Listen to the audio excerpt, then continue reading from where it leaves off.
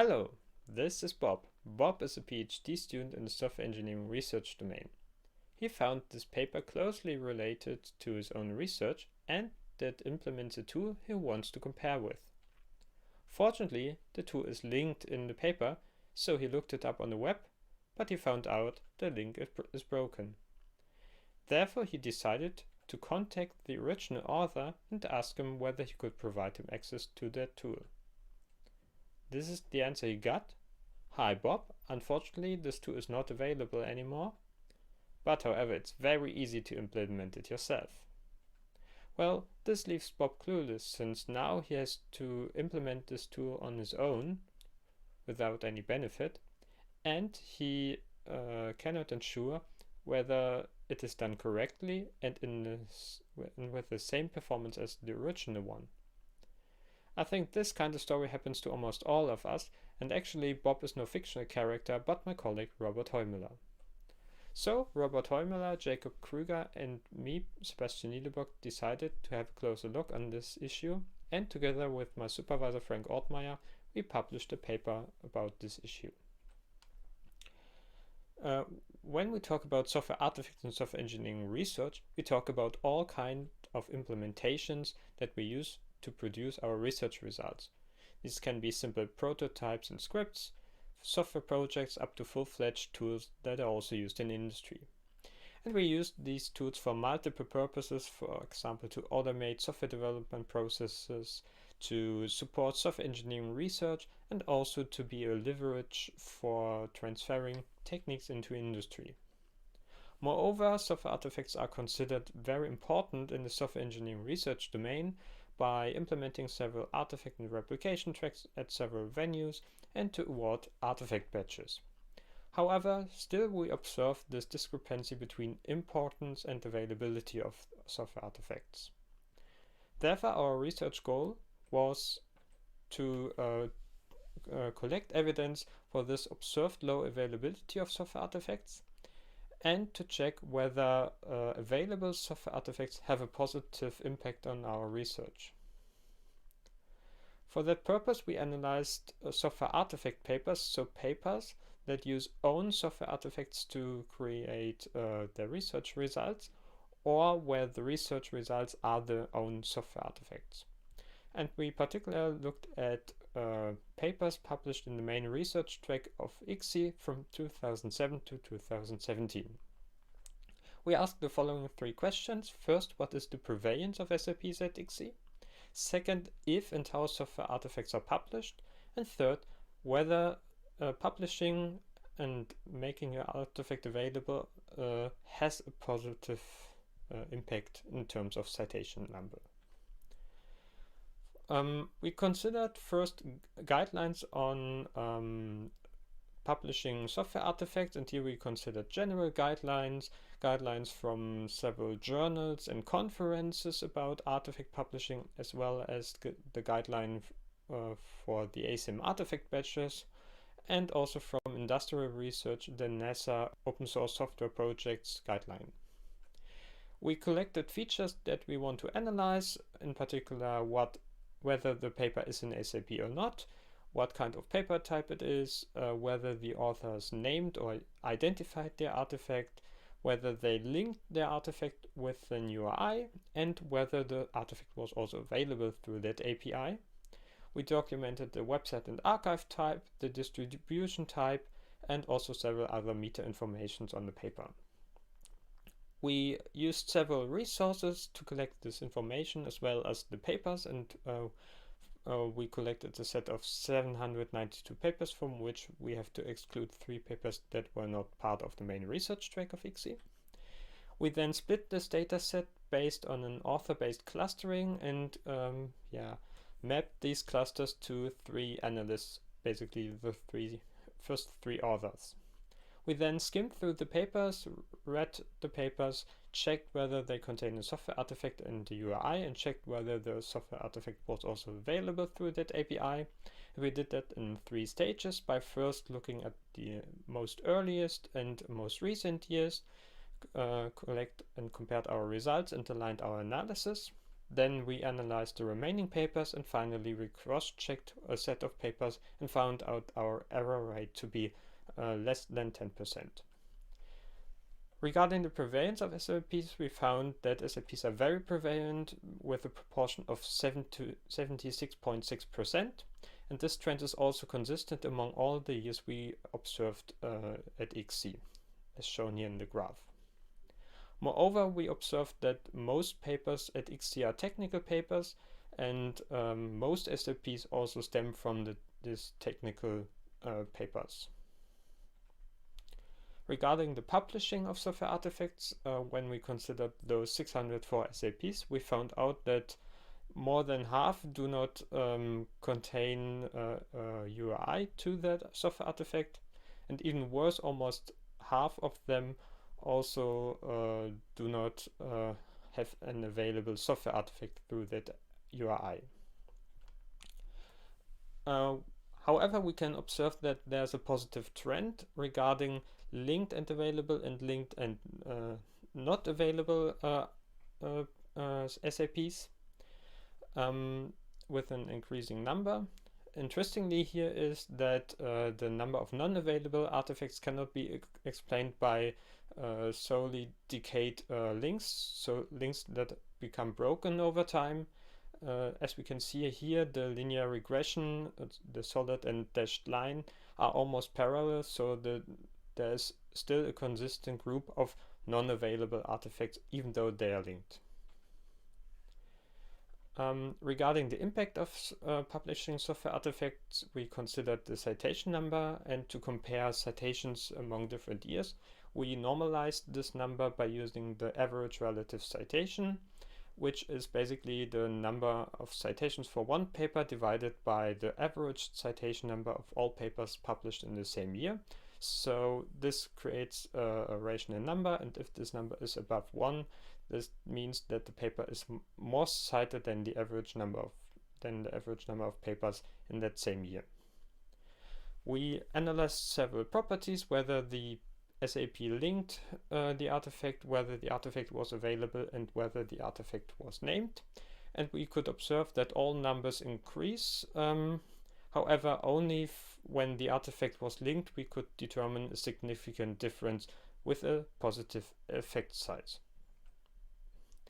So our results show that software artifacts are very prevalent in the software engineering research community, particularly at ICSE, that still there is a low availability even though there is a positive trend, and that linking software artifact is a slightly positive correlated with the citation number.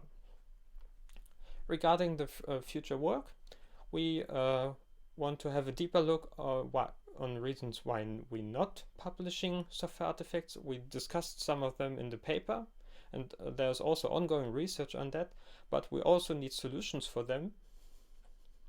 We want to extend our analysis also for other SE conferences, and we also want to compare to different computer science domains to look whether other domains have better solutions for these problems. We also want to find different metrics for measuring impact of software artifacts, not only citations. It's a fairly easy metric, but maybe it's not the impact we want to achieve. For example, we also want to have industrial impact. And finally, we also want to measure the effect of batches that are recently introduced in several venues. And here we also ask, okay, is it better to have static batches, and do they create more sustainable software artifacts, or do we need something like a living batch that updates when our software artifacts achieve a certain maturity, for example, a certain number of reproductions or extensions? This closes my talk. You find our replication package and data on Zenodo, and the paper is open access on Springer Eimse. And now I'm happy to take your questions.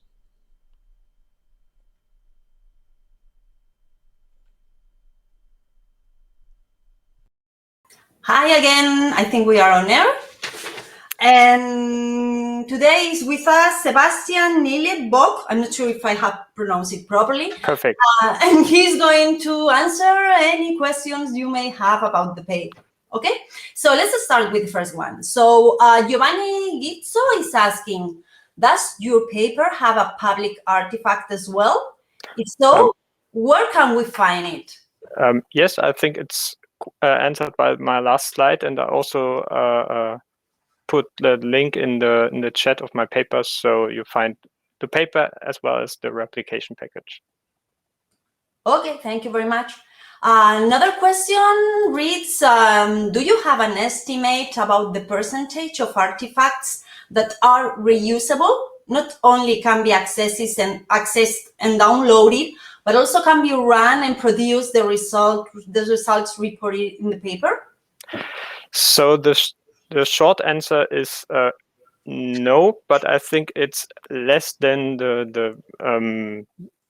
so the percentage is less than the number of available artifacts. The problem we had when reusing tools is that these papers were from several domains, and we are not expert in all the domains, and reuse all the tools. It's more effort than reading all that papers.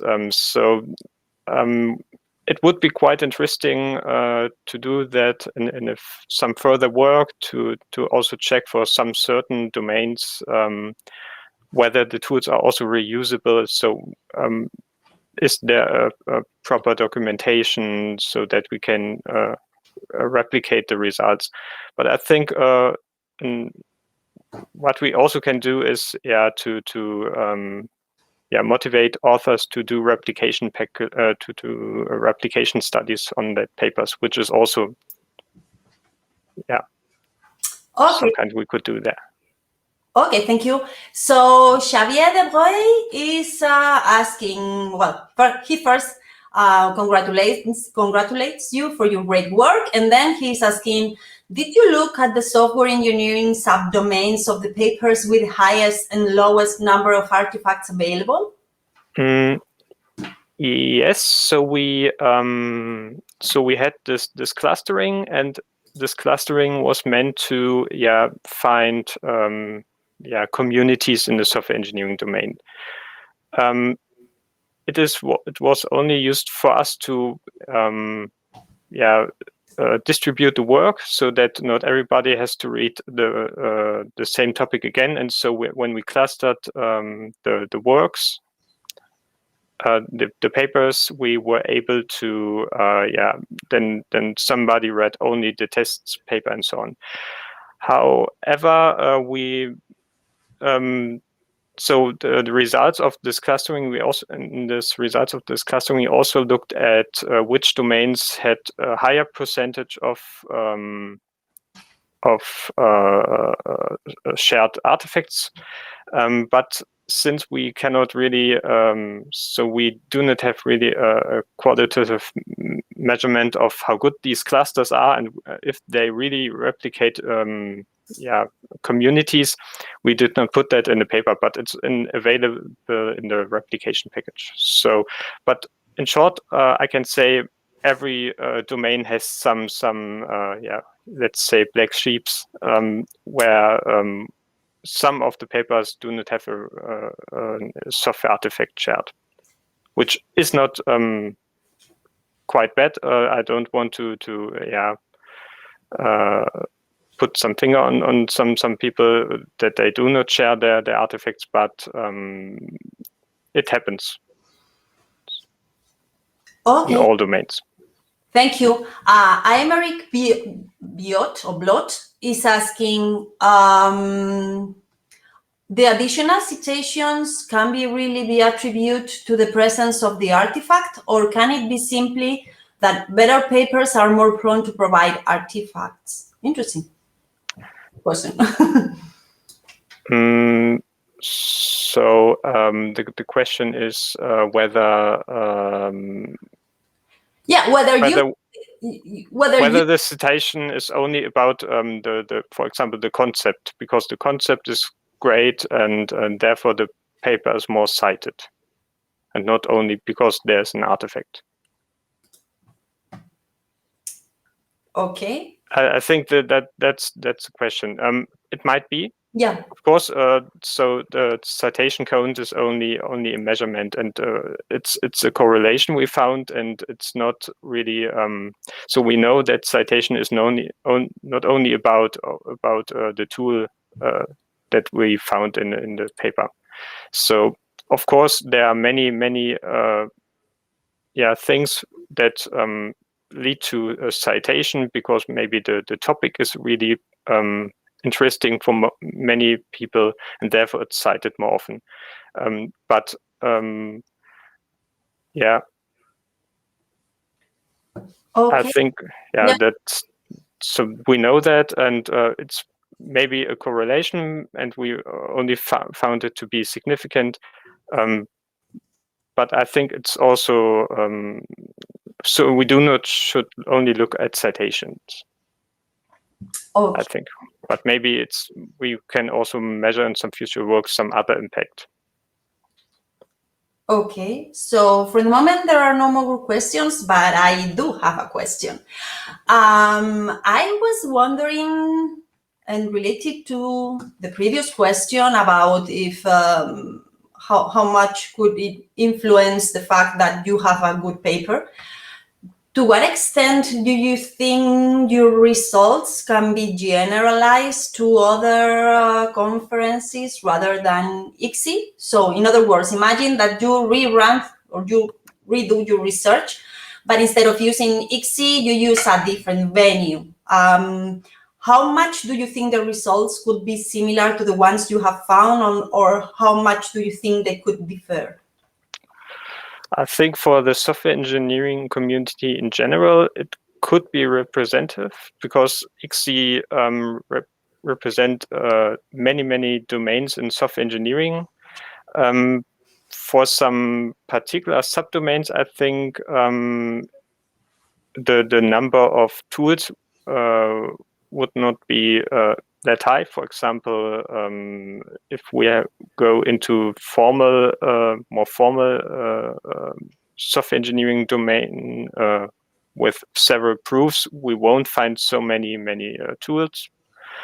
Or if we go into qualitative software engineering, empirical software engineering, we don't find so many tools, I guess. So therefore, the sharing of artifacts would be different. Regarding other computer science communities, it would be interesting how software engineering compares to these domains. So I don't think that our results can be representative for the whole computer science community, but I think for software engineering it is quite interesting. But our results do not consider ICSEs that contain, for example, the batching. Mm-hmm. And therefore, I think maybe the results will change a little bit, because now authors have some kind of incentive to provide their tool. Also, we also have now the infrastructure, for example, with Zenodo or Figshare, which provide the means to easily publish your artifact. Okay, so if I understood you correctly, then are you meaning that rather than the venue, it could be the fact of having a batch that could be influencing the results that you obtain? So that yes, maybe they would differ when you are searching for artifacts with a batch? Yes, that could have an influence, and we have seen from previous work that there is a positive impact. Okay, great. So it would be interesting to see how this works in the future. Definitely, yeah. So if you do that, it will be really an interesting work. Okay, so we are running out of time. And we are going into the next video in like 10 seconds. So see you later. Thank you very much, Sebastian, for being here. Thanks.